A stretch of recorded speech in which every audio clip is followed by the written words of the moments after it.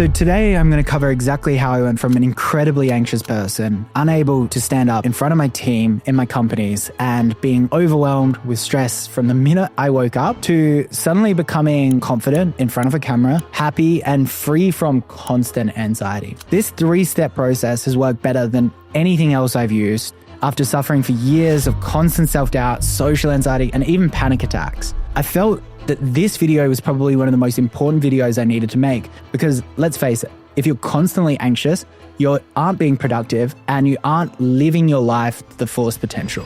I remember just out of school, I was at the cinema with one of my friends. We were watching a war movie and suddenly they had to run outside and I was like, what's going on? I followed them out into the hall and they said that they were having a panic attack. And I'm ashamed to say in this moment, I thought to myself, wow, this person is really weak-minded.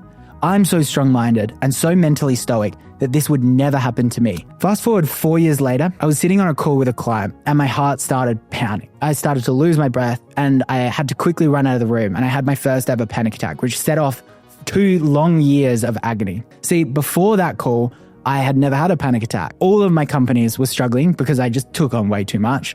I was having like 10 coffees a day. And I was even playing around with stimulants like modafinil to try to not sleep and work for longer. And I was also just pushing myself so much. Like the next day I had to do my first ever public speech, which I had a crippling phobia of at my old high school. All of this just became too much. And in that meeting, I just cracked. So having your first panic attack, for anyone that's had it, it feels like you're dying of a heart attack. But at least it's fleeting. If you just have one panic attack and that's the worst thing that ever happens to you in your life, you've probably had a pretty good life because it is so fleeting. But for some people, it develops what's called agoraphobia, which is when you start avoiding places or situations because you're afraid that you might have another panic attack and there won't be a place that you can escape or get help. So every situation where you can't easily leave becomes something that you want to avoid. And unfortunately, this is what I got. It got so bad that I couldn't even go to supermarkets because I was scared I was going to have one. I couldn't catch flights. I couldn't visit my companies because I was too scared to even get into elevators and taxis. It was even so bad that I couldn't even get haircuts because I was so afraid of panic attacks. That was at my darkest. But now, thanks to the 3 steps that I'm about to show you, I've followed, I've learned, and I'm completely willing to do all of these things again, finally in my life. And thinking back on it, it's kind of ironic that I had a friend in the cinema having a panic attack and I judged them and now I've had lots of them. It's kind of ironic and maybe a bit of karma. And one of the most interesting things that you've got to look at is there's a huge genetic component towards panic attacks. And this is why you're not just weak if you're having them or if you're anxious, you're not weak. Scientists have studied twins to figure this out and they found that if there's an identical twin with an anxiety disorder, meaning they're 100% genetically the same with DNA, they are far more likely to have anxiety compared to, let's say, fraternal twins, which don't have 100% of the same DNA. In fact, there's some scientists believe that there's a 50% genetic correlation between even general happiness, but also a 50% correlation between your genes and your likelihood to have anxiety. So how do I define anxiety or panic? In short, anxiety is about overestimating danger while underestimating your ability to cope. So you've got 2 things there. The first is your perception of the situation, but there's also the second part, which is the confidence in your ability to cope with that danger. For example, if I was in a situation where I had to mentor an e-commerce student, my ability to cope and my perception of the ability to cope would be incredibly high, as 90% of my life I'm just on calls coaching e-commerce. Whereas if I was told to do an improv class, get up on stage and act, then chances are I would be very anxious about my ability to cope. But now flip that with someone who's been a professional improv person or a comedian their entire life that knows nothing about e-commerce. Obviously, they're going to be terrified in the situation of e-commerce coaching, but not improv. Now, one of the worst parts about anxiety is that it's a self-perpetuating cycle. This is how I went from just having slight anxiety to extreme panic attacks in the matter of weeks. It's because you suddenly get anxiety about anxious situations. But there is hope because the way that I looked at it is the cycle can come on that quickly. If we can break that self-perpetuating cycle as quickly as it came on, we can pretty much stop it and start living our lives again. So this brings me to point 1. But first, quickly, disclaimer. I'm obviously not a medical professional. Everything I'm talking about here is from my first-hand experience. Everyone's experience with anxiety is so unique. So what works for me might not work for you, and you need to consult a doctor and not hold me liable for all of the things that I'm about to say. So if anxiety is overestimating danger while underestimating your ability to cope, then if we stop trying to cope, it can kind of break this formula.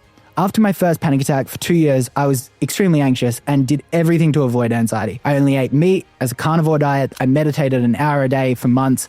I did EMDR. I saw a psychologist, psychiatrist. I tried SSRIs. I even did hypnosis, and nothing worked compared to this first step, which is acceptance.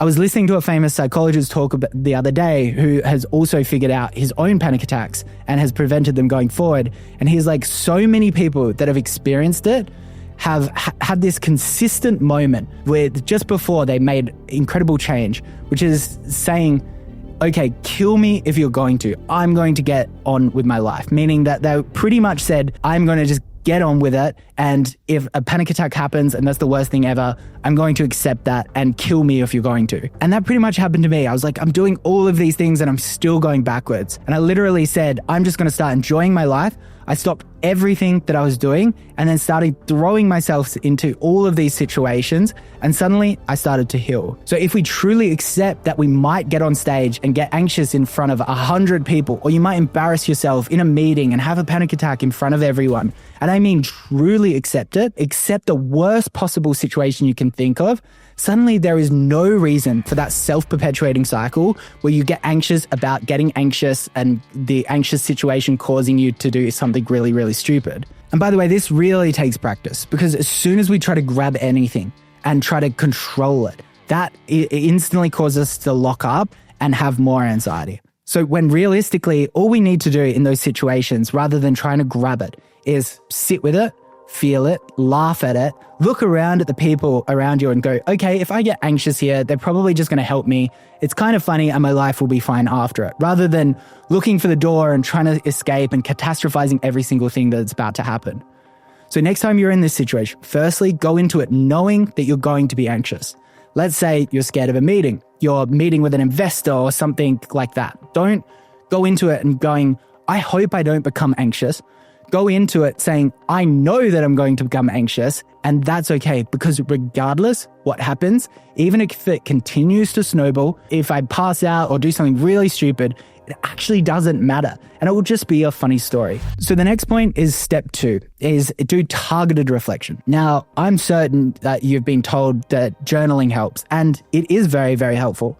But I think the thing that I got wrong about journaling is you need to do pre and post targeted journaling for certain moments, which works really well with point 3, which I'll explain point 3 in a second. But if you're like me, it would get to a point where I would think about potential anxious situations for weeks in advance. I remember before I was a judge on Shark Tank for the first time, I would think about these moments 7 days in advance, day in, day out, just trying to control everything, trying to make sure I was in the perfect state of mind to handle it. I would even drastically drop my work. For the past 2 years, I've only worked, 4 to 6 hours a day versus huge hours that I was doing before, just so I could be preserved and very fresh for moments that I would feel anxiety. And the ironic thing is that when I would do the events, the event would finally happen and nothing would happen, barely any anxiety. Then the next event would come up on my calendar and I would go into the exact same spiral for the week leading up to it. And this is where pre-journaling is really, really important. So how do we do this? Before we're anxious about a certain situation, grab your journal and go, how likely do you think it will be that you're extremely anxious? So let's say it's out of 100, or it's 30% likely that I'm going to be extremely anxious, have a panic attack. Then what coping mechanisms you will use if you have a panic attack. So let's say I'm going to use 4-7-8 breathing, which is a great breathing technique, or I'm just going to excuse myself out of the room, ask for a glass of water or something like that, just so you have some strategies if they're there. Then you want, what's the worst thing that could happen in the situation that would affect the rest of my life? So catastrophize it as much as humanly possible. I'm going to faint. I'm going to never be respected by these people ever again. I'm going to lose an investment that's going to save my company. Then you're going to go to the event. You're not going to be surprised if anxiety suddenly pops up because you knew it was already possible. And by the end of the event, chances are you won't have any anxiety. And this is the really important part. To reinforce the learnings and to break the cycle, you can look back at your pre-journal and laugh at the overestimations of how anxious you thought you're going to be. Let's say you thought it was 50% likely that you're going to have extreme anxiety and a panic attack, suddenly you start realizing patterns that every single time that you're being like, you think that it's going to happen, you're being way too dramatic, and it really does break the cycle, and it reinforces your ability to cope within all of these situations. Now, one other technique that I learned with journaling that actually made a difference is learning about mental distortions. Now, everyone can do this, and it's really, really helpful for social anxiety. So one of these distortions includes catastrophizing. Like, have you ever said, I'll have a panic attack, everyone will think I'm crazy forever, I'll get fired, just taking it to the absolute extreme. When you notice this happening, you need to ask yourself, what's the actual likelihood that this will happen? What's the most realistic outcome? If the worst did happen, how would it actually affect me, and how could I cope with it?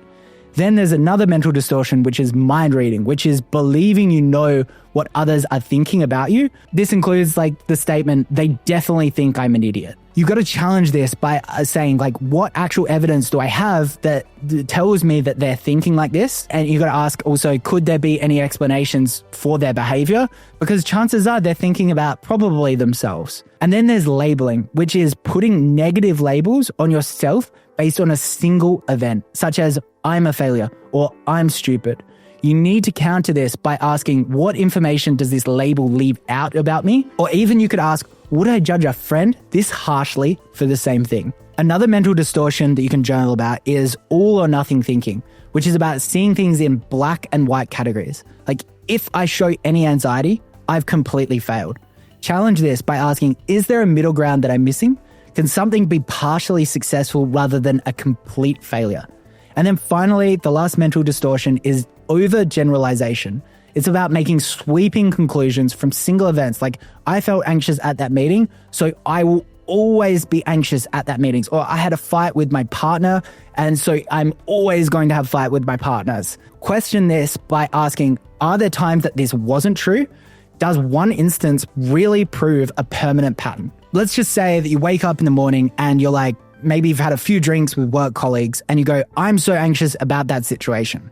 You can use this labeling technique to identify constant patterns that you always do, which usually end up to be nothing. So that's point 2, reflection. The third and final point is exposure. When I started YouTube 4 years ago, I was so afraid of being in front of a camera. I had a drink in my first YouTube video and we just completely deleted it. It was so bad. Now I can go shoot videos with my YouTube team without even a second thought of anxiety. And this is simply because I've done it so many times. Now, my next challenge is public speaking. As I said at the start, the first ever panic attack I had was probably largely due to the fact that I was about to do public speaking the next day. And literally last month, I was able to stand up in front of 40 kids and help them in a meetup. And this is all because I've just been slowly exposing myself over time. This is particularly hard because our natural reaction with anxiety is to just hide away and move away to avoid pain completely.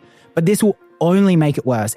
Every time you try to avoid something, you'll feel ashamed. It'll reinforce those signals within your brain that it is not good to do any of those things, and avoiding it is just way, way easier to do. But it's just like going to the gym. The reps allow the body and the mind to learn that the situation is not going to amount to the thing that you think is going to happen in your head. And this is why I'm slowly, constantly working myself up to do more and more public speaking in different situations where I feel slightly more uncomfortable each time, but not so uncomfortable that it scares me off doing it in the future. And I'm just slowly becoming more confident with it. The one thing I've really learned here is similar to the gym, is it needs to be way more reps and way more consistent than you would like it to be. We need to do more volume and consistent volume. And this is why often people say, oh, I exposed myself to it.